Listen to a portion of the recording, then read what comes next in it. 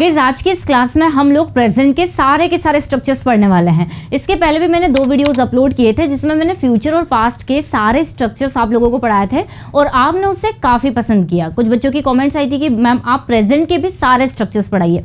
So guys आज की इस क्लास में आप लोगों को प्रेजेंट के काफ़ी सारे स्ट्रक्चर्स मिलने वाले हैं, काफ़ी सारे एग्जाम्पल्स मैं आप लोगों को दूंगी, तो वीडियो के एंड तक जरूर बने रहिएगा। गाइस इस क्लास को मैं स्टार्ट करूँ उससे पहले आप लोग जो है मेरी एप्लीकेशन है इंग्लिश विद खुशी, उससे आप डाउनलोड कर सकते हैं। वहाँ पर आपको 45 डेज और 30 डेज का बहुत ही शानदार 2 कोर्सेस मिलने वाले हैं जिसकी प्राइस फिलहाल में बहुत ही कम है अभी। तो अगर आप इंटरेस्टेड है आप उसका इंट्रो वहाँ से देख सकते हैं। प्लस आपको अगर कोई क्वेरी चाहिए, कोई इन्फॉर्मेशन लेनी है तो आप ये 2 नंबर पर कॉन्टेक्ट कर सकते हैं जहाँ पर आपको कोर्स से रिलेटेड पूरी इन्फॉर्मेशन मिल जाएगी। तो चलिए गाइस वीडियो को स्टार्ट करते हैं। देखिए हमारा जो पहला स्ट्रक्चर है यहाँ पर दिया हुआ है मैं लिखता हूँ। आपको सभी के जो हिंदी की आइडेंटिफिकेशन है उनको ध्यान से देखना है क्योंकि सभी जो है प्रेजेंट में यूज होता है। यहाँ पर पहला सेंटेंस दिया हुआ है मैं लिखता हूँ, सेकंड में दिया हुआ है मैं लिखता तो हूँ, थर्ड में है मैं लिखते रहता हूँ, देन दिया हुआ है मैं लिखा करता हूँ, मैं लिखने देता हूँ, मैं लिख रहा हूँ, मैं लिखते आ रहा हूँ या फिर मैं लिखने लगता हूँ। अब इतने तरह के स्ट्रक्चर्स ये सबके सब प्रेजेंट में बनते हैं, लेकिन ये डिपेंड करेगा सिचुएशन पर कि कब आपको कौन सा स्ट्रक्चर यूज़ करना है। तो एक एक स्ट्रक्चर को हम बहुत अच्छे से क्लियर करेंगे। आई नो कि काफ़ी सारे स्ट्रक्चर्स जैसे कि जो फर्स्ट वाला है ये आप सभी आराम से बना लेंगे, ईजिली आप इसे बना सकते हैं क्योंकि प्रेजेंट सिंपल टेंस का है। लेकिन इसके अलावा आपको काफ़ी सारे ऐसे स्ट्रक्चर्स दिखेंगे जो शायद ही आप इसे बना पाए। तो देखिए पहला जो स्ट्रक्चर है यहाँ पर दिया हुआ है मैं लिखता हूँ। अब गाइस देखिए जब भी आप किसी काम को करते हैं डेली बेसिस पर, हम सभी जानते हैं उसके लिए हम लोग प्रेजेंट सिंपल टेंस का यूज़ करते हैं। ठीक है, प्रेजेंट सिंपल टेंस जिसमें आपको वर्ब की फर्स्ट फॉर्म लगानी रहती है, ये कब यूज़ होता है? जब आप किसी काम को करते हैं डेली बेसिस पर, कभी कभी, राइट। जैसे अगर मैंने कहा कि मैं वीडियोस बनाती हूँ, आप प्रैक्टिस करते हैं, वो मुझे कॉल करती है, मैं वहाँ जाता हूँ, तुम मुझसे बातें करते हो, तुम यहाँ आते हो। तो जब भी हम किसी काम को करते हैं वहाँ पर हम लोग प्रेजेंट सिंपल टेंस का यूज़ करते हैं। ये देखिए ये रहा आपका फर्स्ट वाला स्ट्रक्चर, राइट। एग्जाम्पल्स देखते हैं। जैसे मान लीजिए मैंने कहा मैं पढ़ाती हूँ, तो हमारा सेंटेंस बनेगा आई टीच। सिंपल आपको सब्जेक्ट लगा देना है, वर्ब की फर्स्ट फॉर्म लगा देनी है। मैंने पहले भी अपने टेंसेस वाले वीडियो में एक्सप्लेन किया हुआ है, तो मुझे इसको ज़्यादा एक्सप्लेन करने की ज़रूरत नहीं है। जो इंपॉर्टेंट स्ट्रक्चर्स है वो इसके बाद आने वाले हैं। चलिए और एक एग्जांपल देख लेते हैं। जैसे मैंने कहा कि मैं वहाँ जाती हूँ, तो सिंपल आपका सेंटेंस ट्रांसलेट होगा आई गो देयर। वह यहाँ आती है तो शी कम्स हियर। आपको यहाँ पर सिंगुलर सब्जेक्ट के साथ में एज एज का यूज़ करना है। तो ये तो हो गई हमारे प्रेजेंट सिंपल टेंस की जिसमें हम किसी काम को करते हैं। गाइस बात कर लेते हैं सेकंड स्ट्रक्चर जिसमें आपको डू एंड डज दिख रहा है। अब आप सोचेंगे कि डू एंड डज तो हम प्रेजेंट सिंपल टेंस के नेगेटिव में लगाते हैं। बिल्कुल सही, उसमें तो हम लगाते ही हैं, लेकिन साथ ही साथ गाइस ये अफर्मेटिव सेंटेंसेस में भी यूज़ होता है। जब हम किसी सेंटेंस पर जोर देने की कोशिश कर रहे हैं, हम इसको एम्फेटिक सेंटेंसेस भी बोल सकते हैं जिसमें किसी बात को जोर देकर बोला जाता है। जैसे यहाँ पर आपने कहा कि मैं पढ़ाती हूँ या मैं वहाँ जाती हूँ, लेकिन इसी बात को आपको जोर देकर बोलना है तो आप इस तरह से बोलेंगे कि मैं पढ़ाती तो हूँ या फिर मैं वहाँ जाती तो हूँ या मैं इंग्लिश बोलती तो हूँ। तो जब आप किसी काम को करते तो है वहाँ पर आपको अफर्मेटिव सेंटेंसेस में डू एंड डज का यूज़ करना होता है। देखिए यहाँ पर हमने सिंपली क्या देखा कि हम किसी काम को करते हैं, राइट, लेकिन यहाँ हम क्या देख रहे हैं कि हम किसी काम को करते तो हैं। कुछ एग्जांपल्स देखते हैं। जैसे अगर मैं कहूँ कि मैं इंग्लिश बोलती तो हूँ, यहाँ पर मैं जोर देकर बोल रही हूँ कि मैं इंग्लिश बोलती तो हूँ, राइट। तो सेंटेंस हमारा बनेगा आई डू स्पीक इंग्लिश। यहाँ पर देखिए मैंने डू लगाया है अफर्मेटिव सेंटेंस में। अगर आपका सब्जेक्ट सिंगुलर है तो आपको डज का यूज़ करना है। मान लीजिए अगर आपको बोला हो कि वह यहाँ आता तो है, तो आपका सेंटेंस कुछ इस तरह से ट्रांसलेट होगा ही डज कम हियर। ये देखिए अगर इसको हम सिंपल में बनाएं कि वह यहाँ आता है, तो नॉर्मली हम प्रेजेंट सिंपल टेंस का यूज़ करेंगे। वह यहाँ आता है तो सेंटेंस हमारा बन जाएगा ही कम्स हियर। लेकिन इसी सेंटेंस को हमने ये वाला स्ट्रक्चर में बनाया तो क्या हुआ इसका मीनिंग कि वह यहाँ आता तो है, तो सेंटेंस हमारा ट्रांसलेट हो गया ही डज कम हियर। वैसे ही मैं इंग्लिश बोलती तो हूँ, आई डू स्पीक इंग्लिश। मैं मार्केट जाती तो हूँ, I do go to market.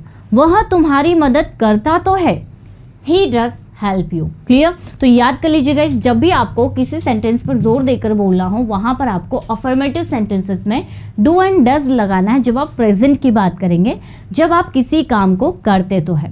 Guys आप मेरे साथ साथ प्रैक्टिस करते चलिए, क्योंकि जैसा कि आप सभी जानते हैं और मैं हमेशा अपने वीडियोस में बताती हूँ कि मेरा पर्पस आप लोगों को सिर्फ यहाँ पर स्ट्रक्चर्स को समझाना नहीं है, बल्कि साथ ही साथ प्रैक्टिस करना भी है।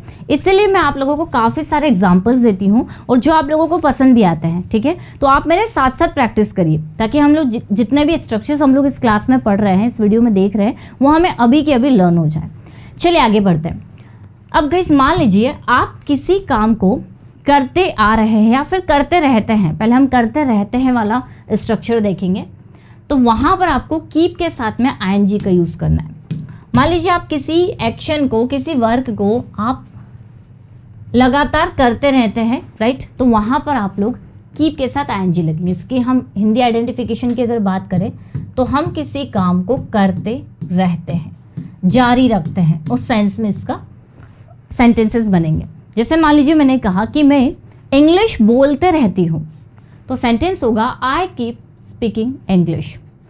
वह यहाँ आते रहती है, तो शी कीप्स कमिंग हियर। जब भी आप बात करेंगे सिंगुलर सब्जेक्ट की तो वहाँ पर आपको एस लगाना है, कीप का किप्स हो जाएगा। तो किसी काम को करते रहते हैं, ठीक है, जैसे वह पढ़ाते रहती है तो शी कीप्स टीचिंग।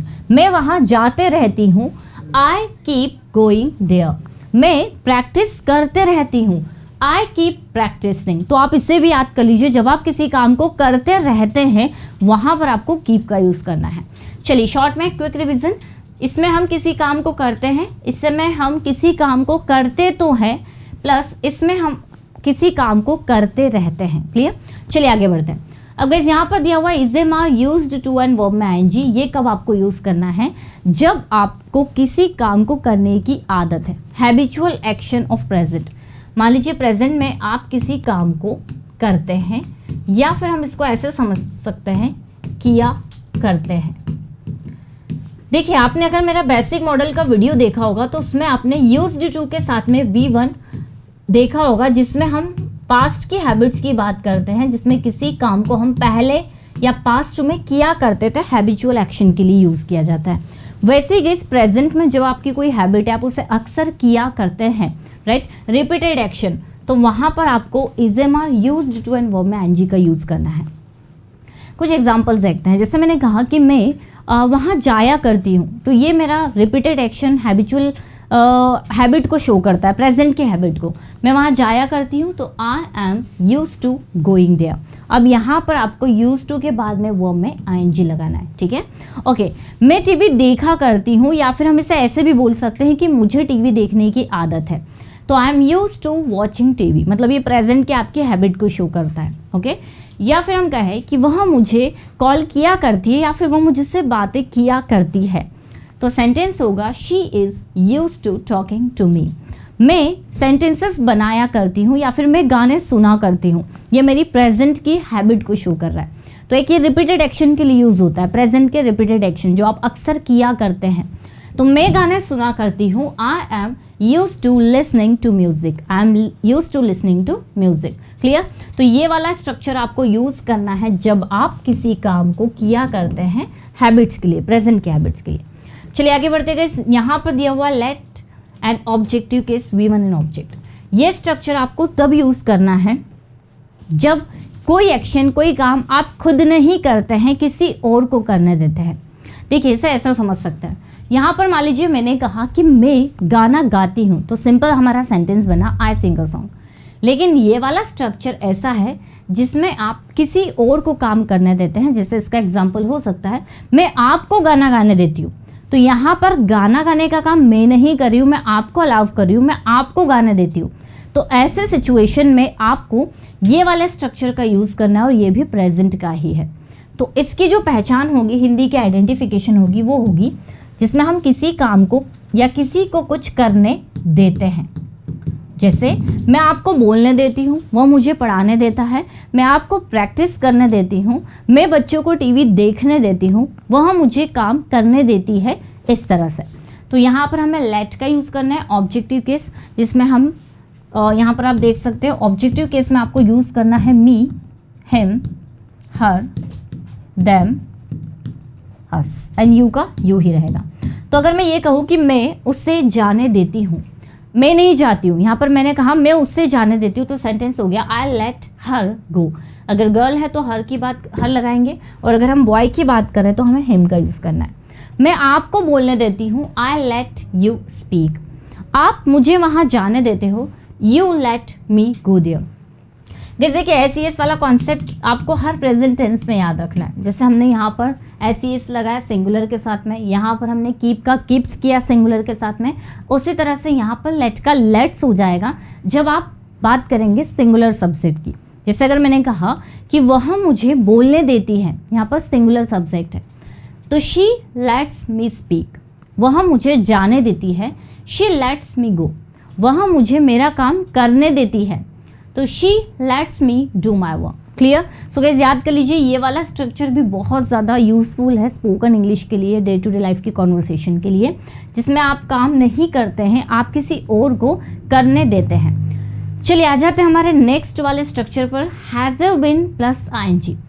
गाइस देखिए ये वाला स्ट्रक्चर आपको तब यूज़ करना है। अच्छा पहले हम लोग बात कर लेते हैं कॉन्टिन्यूस टेंस की। Is am are plus ING, ये बहुत ज़्यादा ईजी है। इसे हम यूज़ करते हैं जब कोई किसी काम को कर रहा है, राइट, कोई एक्टिविटी अभी चल रही है, प्रेजेंट कॉन्टिन्यूस टेंस, कोई काम हो रहा है, जैसे वह जा रही है, मैं आप लोगों को पढ़ा रही हूँ, आप वीडियोस देख रहे हैं, वह आ रही है, वो मुझे कॉल कर रहा है, इस तरह से। तो इसमें हम simply present continuous tense use करते हैं, जिसमें हम लोग इज एम आर के साथ आईएनजी लगा लेते हैं। जैसे अगर मैंने कहा कि वह यहाँ आ रही है, तो शी इज़ कमिंग हियर। मैं बोल रही हूँ, आई एम स्पीकिंग। वह जा रहा है, ही इज़ गोइंग। मैं प्रैक्टिस कर रही हूँ, आई एम प्रैक्टिसिंग। क्लियर? तो ये वाला तो बहुत ईजी है, लेकिन गाइस ये वाला स्ट्रक्चर भी कॉन्टिन्यूस ही है, इसमें भी रहा है रही आता है, लेकिन आपको इसे तब यूज़ करना है जब आप किसी काम को लंबे समय से करते आ रहे हैं। इसकी पहचान की अगर बात करें तो देखिए, कॉन्टिन्यूस में हम किसी काम को कर रहे हैं, लेकिन यहाँ पर ये जो प्रेजेंट परफेक्ट कॉन्टिन्यूस टेंस इसका नाम है, तो इसमें हम किसी काम को लंबे समय से करते आ रहे हैं। अब देखिए इसमें सिंस एंड फॉर का यूज़ भी होता है, लेकिन आप वो लगाना चाहे तो लगाए, अदरवाइज ऐसा ज़रूरी नहीं है। आप अगर इस टेंस का यूज़ कर रहे हैं, इसका मतलब ये है कि आप उस एक्शन को काफ़ी समय से करते आ रहे हैं, राइट। ये वाला भी यूज़ होता है, ये वाला भी यूज़ होता है, जनरली इसमें सिंस एंड फॉर का यूज़ होता है। चलिए पहले हम बिना सिंस एंड फॉर के इस स्ट्रक्चर को बनाते हैं, सेंटेंसेस को बनाते हैं। जैसे अगर मैं कहूँ कि वह उस प्रोजेक्ट पर काम करते आ रहा है, या फिर काम कर रहा है लंबे समय से, ऐसा लंबे समय से बोलना नहीं है, वो आपको क्लियर है, तो आप इस टेंस की जगह इस टेंस का यूज़ कर सकते हैं। तो he has been working on this या फिर ऑन दैट प्रोजेक्ट, मतलब वह उस प्रोजेक्ट पर काम करते आ रहा है। आपको टाइम बताना है कि 2 महीने से, तो आप बोल सकते हैं फॉर 2 मंथ्स, या मैं बोल सकती हूँ कि मैं कई साल से वीडियोज़ बनाते आ रही हूँ, राइट। तो I have been making videos for many years, for many years मतलब कई साल से। फिर हम बोल सकते हैं कि वह पढ़ाई करते आ रहा है, या फिर वह इस काम को करते आ रहा है। अब अच्छा देखिए, इसकी एक और पहचान होती है, जब हम किसी काम को कब से कर रहे हैं, मतलब जब हम टाइम बताएंगे। जैसे वह सुबह से लिख रहा है, तो he has been writing since morning. हम इसे ऐसे भी बोल सकते हैं कि वह लिखते आ रहा है, एक ही बात है, ठीक है। तो he has been writing since morning. वह क्रिकेट खेल रहा है 2 घंटे से, he has been playing cricket for 2 days या फिर फॉर 2 hours। वैसे ही हम बना सकते हैं कि वह क्रिकेट खेलते आ रहा है, तो भी सेंटेंस बनेगा he has been playing cricket. Clear? So guys ये बहुत ज़्यादा डिफिकल्ट नहीं है, कहीं ना कहीं ये दोनों टेंस अगर देखें तो थोड़ा सा डिफरेंस इसमें होता है। जैसे अगर आप मेरे टेंस का वीडियो देखेंगे तो उसमें आपका पूरा कन्फ्यूजन क्लियर हो जाएगा, लेकिन यहाँ पर हमने जो अंतर देखा वो ये देखा कि इसमें सिंपली हम किसी काम को कर रहे हैं और इसमें करते आ रहे हैं। इस तरीके से भी आप इसमें सेंटेंसेस बना सकते हैं। नेक्स्ट है स्टार्ट का। देखिए गाइस, स्टार्ट आपको तब यूज़ करना है जब आप किसी काम को करने लगते हैं या फिर करना शुरू कर देते हैं। इसकी भी 2 पहचान है। जब आप किसी काम को करने लगते हैं, प्रेजेंट का है इसलिए लगते हैं, या फिर आप किसी काम को करना शुरू कर देते हैं। देखिए ये सेंटेंसेस तब और ज़्यादा मीनिंगफुल लगेंगे जब आप इसके पहले या बाद में कोई सेंटेंस ऐड करेंगे। अदरवाइज प्रैक्टिस के लिए हम कुछ सेंटेंसेस ले सकते हैं, जैसे कि अगर मैं कहूँ कि वह पढ़ना शुरू कर देता है, तो ही स्टार्ट्स स्टडिंग। अब देखिए ये और ज़्यादा मीनिंगफुल कब लगेगा, जब मैं इसके आगे कोई सेंटेंस ऐड कर दूँ। अगर मैं कहूँ कि जैसे ही वो घर जाता है वो पढ़ना शुरू कर देता है, ठीक है, तब ये और ज़्यादा मीनिंगफुल लग रहा है। तो as he reaches home he starts studying, वह पढ़ना शुरू कर देता है। वैसे ही मैं बोलना शुरू कर देती हूँ, आई स्टार्ट स्पीकिंग। जैसे ही मैं क्लास शुरू करती हूँ मैं पढ़ाने लगती हूँ, पढ़ाने लगती हूँ या पढ़ाना शुरू कर देती हूँ, दोनों में एक ही बात है। तो I start teaching as I start the class. जैसे ही मैं क्लास स्टार्ट करती हूँ मैं पढ़ाना शुरू कर देती हूँ। वह लिखने लगता है, ही स्टार्ट्स राइटिंग। यहाँ पर आपको सिंगुलर के साथ में ऐसी इसका यूज़ करना है। अब आप देखिए ऐसे भी बोल सकते हैं कि वह लिखने लगता है या फिर वह लिखना शुरू कर देता है, एक ही बात है। क्लियर? सो गाइस अब हम कर लेते हैं क्विक रिवीजन। आप इसका स्क्रीनशॉट ले सकते हैं ताकि आपको सारी चीज़ें अच्छे से क्लियर हो जाए।